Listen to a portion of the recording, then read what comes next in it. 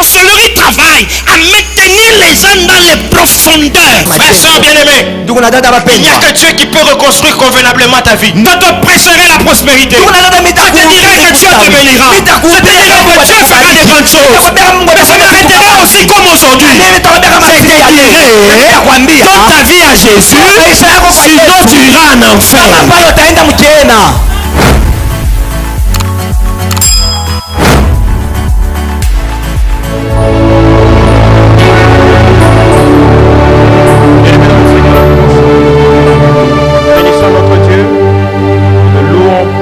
Nous le glorifions pour la vie qu'il nous donne, pour la force qu'il nous donne, pour la grâce qu'il nous accorde d'être là ce jour de prière.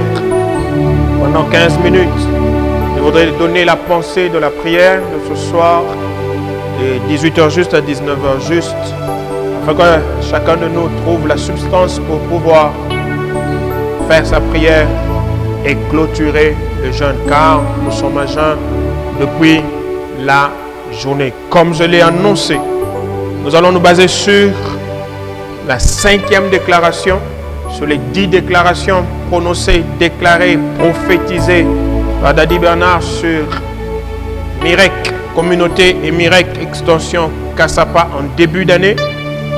Et c'est le 5e mois, c'est la 5e déclaration sur laquelle nous allons nous baser. Et nous allons revenir comme ça chaque vendredi, la déclarant, la proclamant, prophétisant, mais aussi priant avec cette déclaration. Mais je voudrais la lire, la proclamer une fois de plus, la déclarer une fois de plus, avant que je ne lise les 2 passages qui nous intéressent ce soir. Quand tu la suivras, tu l'entendras, je voudrais que tu cries Amen et que cela fasse corps, fasse vie avec toi. Aucune loi satanique de tes origines, ni aucune flèche venant de tes ennemis contre toi n'aura le dessus sur toi. Alléluia. Si tu es d'accord avec moi, tu cries Amen là où tu es. Je reprends, aucune loi satanique de tes origines. Chacun a ses origines. Ni aucune flèche venant de tes ennemis contre toi. Chacun a des ennemis. Même quand tu penses que tu n'en as pas, tu en as. Donc aucune flèche venant de tes ennemis contre toi n'aura le dessus sur toi. Alléluia.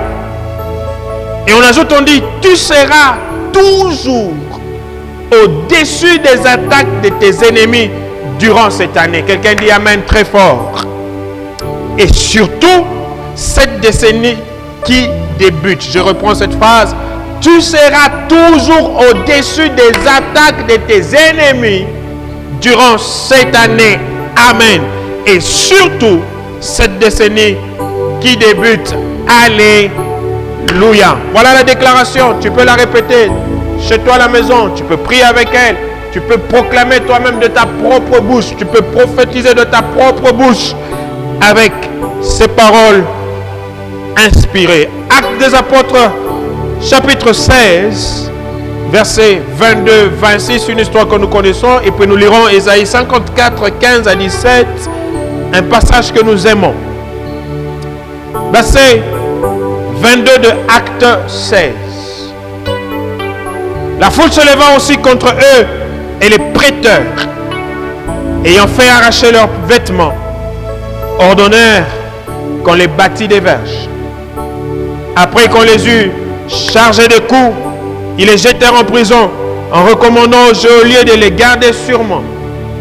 Les geôliers, ayant reçu cet ordre, les jeta dans la prison intérieure et leur mit les ceps aux pieds.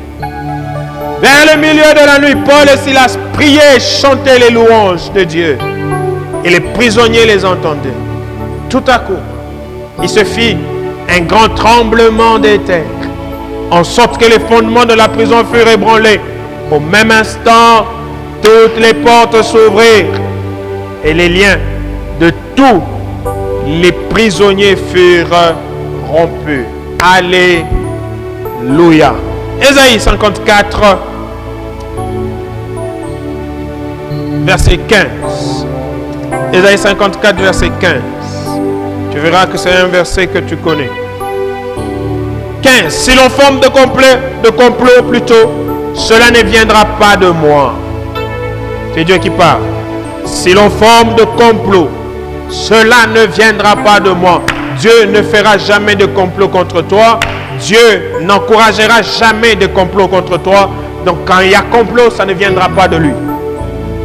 Et puis il dit, quiconque se liguera contre toi tombera sous ton pouvoir. Amen.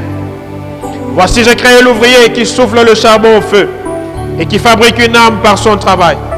Mais j'ai aussi créé le destructeur pour la briser. Sois le destructeur des armes des ténèbres au nom de Jésus. Verset 17 que nous aimons beaucoup. Toute arme forgée contre toi sera sans effet, et toute langue qui s'élèvera en justice contre toi, tu la condamneras. Tel est l'héritage des serviteurs de l'Éternel. Tel est le salut qui leur viendra de moi, dit l'Éternel. Vendredi, nous viendrons prier avec cette déclaration, mais j'ai intitulé ce moment de prière « Être au-dessus des attaques de ses ennemis ». Être au-dessus des attaques de ses ennemis. Bien-aimés frères et sœurs, l'ennemi attaquera toujours. Nous sommes dans un monde où l'ennemi ne nous laissera jamais tranquilles.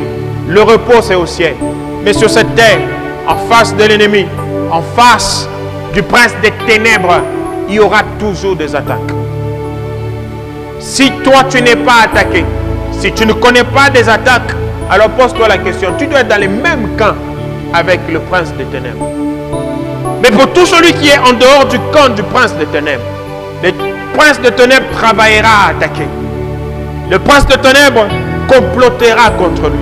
Le prince des ténèbres fera tout ce qui est à son pouvoir pour essayer d'écraser, de mettre la main sur toi. Le problème ne sont pas les attaques. Le problème, c'est comment tu vis ces attaques. Les attaques, il y en aura.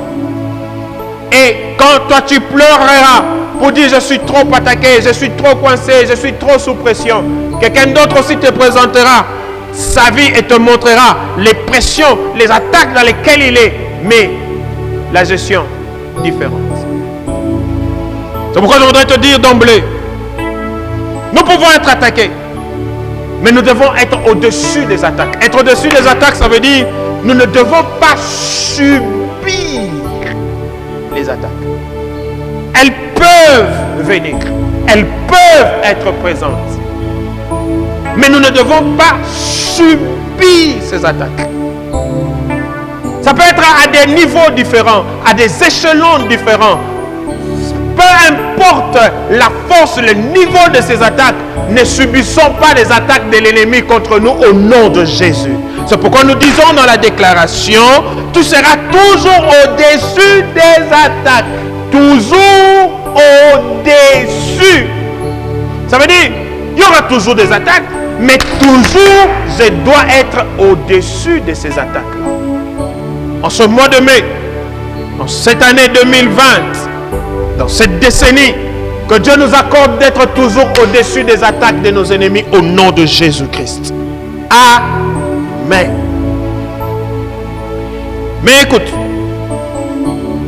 quel est l'objectif des attaques de l'ennemi? L'objectif, c'est de nous anéantir, de nous briser. L'objectif, c'est de nous imposer des choses difficiles. L'objectif des attaques de l'ennemi, c'est de nous écraser, de nous faire disparaître. C'est comme ça que Pierre, Paul, j'arrive et Silas subissent des attaques. On les arrête. Quel était l'objectif de l'ennemi? Les anéantir complètement. Quel était l'objectif de l'ennemi?